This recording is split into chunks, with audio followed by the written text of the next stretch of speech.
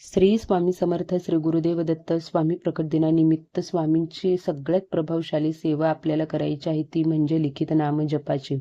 28 फेब्रुवारीपासून 20 मार्चपर्यंत आपल्याला ही सेवा करायची आहे, 21 दिवसाची. तुमची कोणती पण इच्छा असू द्या, स्वामी ती नक्कीच पूर्ण करतील. त्यामुळे तुम्ही जर कोणत्या गोष्टीची अपेक्षा करत असाल आणि तुम्हाला वाटत असेल की ती पूर्ण व्हावी, तर तुम्ही ही प्रभावशाली सेवा नक्की करा. ती कशी करायची, त्यासाठी नियम काय आहेत, वहीचं काय करायचं, मध्येच अडचण आली तर काय करायचं, संपूर्ण प्रश्नांची उत्तरं तुम्हाला या व्हिडिओमध्ये मिळतील. त्यामुळे व्हिडिओ तुम्ही शेवटपर्यंत नक्की बघा.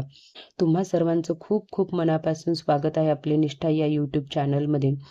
लिखित नामजप म्हणजे तुम्ही किती जास्त वेळा नामजप करता हे महत्त्वाचं नाही. मी किती वेळा श्री स्वामी समर्थ लिहिले किंवा मी किती लवकर वही पूर्ण भरली याला जास्त महत्त्व नाही आहे. तर तुम्ही किती मनोभावाने, श्रद्धेने, स्थिर मनाने स्वामी नामाचा जप केलात तर तुम्हाला त्याचं फळ 1000 पटींनी मिळते.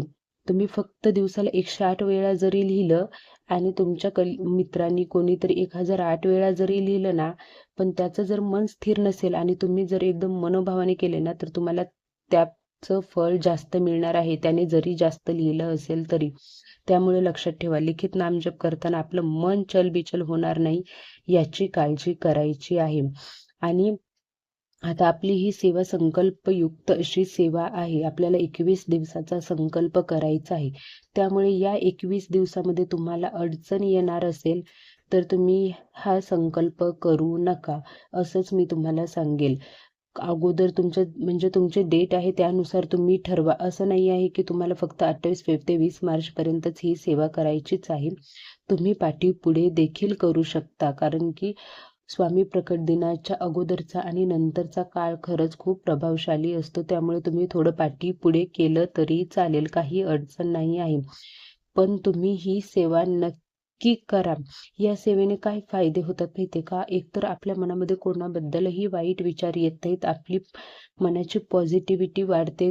जे काही आपल्या शरीरात निगेटिव्हिटी भरलेली असते, घरामध्ये निगेटिव्हिटी असते, ती दूर जाते. त्यासोबतच आपल्याबद्दल कोणी वाईट बोलत असेल ना, तरी आपण त्याच्याकडे दुर्लक्ष करायला लागतो. त्याच्या बोलण्याला एवढं महत्त्व देत नाहीत आणि त्याचा स्ट्रेस आपण घेत नाहीत. खूप जास्त लिखित नामजपाचे फायदे आहेत आणि त्यामुळेच आपल्याला ही सेवा अगदी मनोभावाने आणि श्रद्धेने करायची आहे. आता संकल्प कसा करायचा ते तर सगळ्यांना माहिती आहे.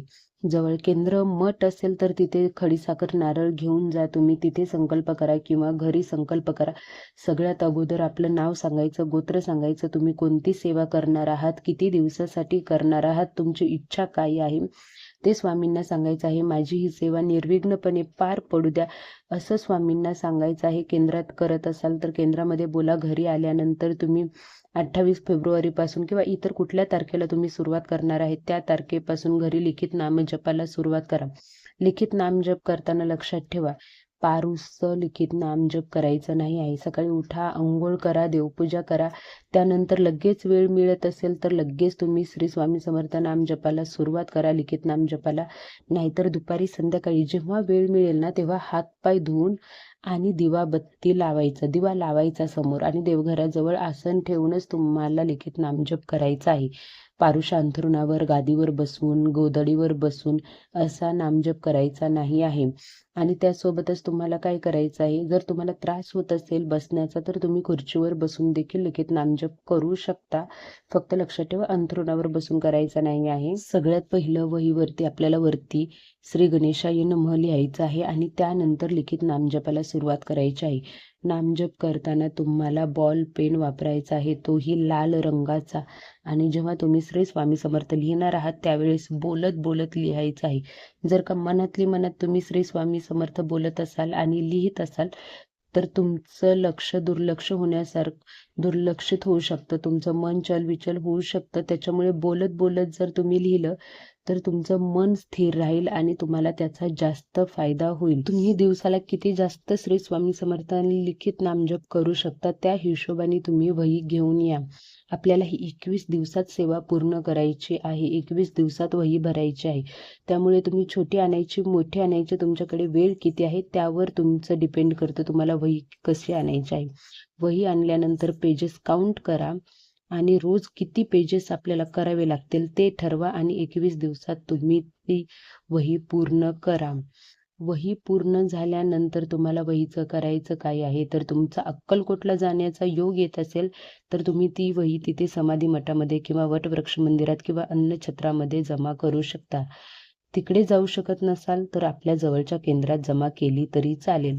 आणि तुम्ही गावी राहत असाल तर तुमच्या शेतामध्ये तुम्हाला माती उकरून एक खड्डा करायचा आहे छोटासा आणि त्याच्यामध्ये ती वही ठेवून त्यावर माती टाकायची आहे. जर का असं तुम्ही शेतामध्ये केलं तर तुमचं उत्पन्न चांगलं येईल, तुमच्या शेतामध्ये धान्य चांगलं येईल. त्यामुळे वही कुठेही तुम्ही अन्नछत्रामध्ये अक्कलकोटला द्या, केंद्रामध्ये किंवा मग शेतामध्ये. याच्यासाठी नियम काय आहेत तर इतर सेवेला जे नियम आहेत ते म्हणजेच पाळीमध्ये, सुटकात, विटाळामध्ये आपल्याला ही सेवा करायची नसते. त्यासोबतच तुम्हाला 21 दिवस मांसाहार देखील करायचा नाही आहे. लक्षात ठेवा, ही खूप प्रभावशाली सेवा आहे आणि तुम्ही जर काही सेवा मनोभावाने आणि श्रद्धेने केली ना तर नक्कीच तुम्हाला याचं फळ मिळणार आहे. त्यामुळे ही 21 दिवसाची सेवा नक्की करून पहा.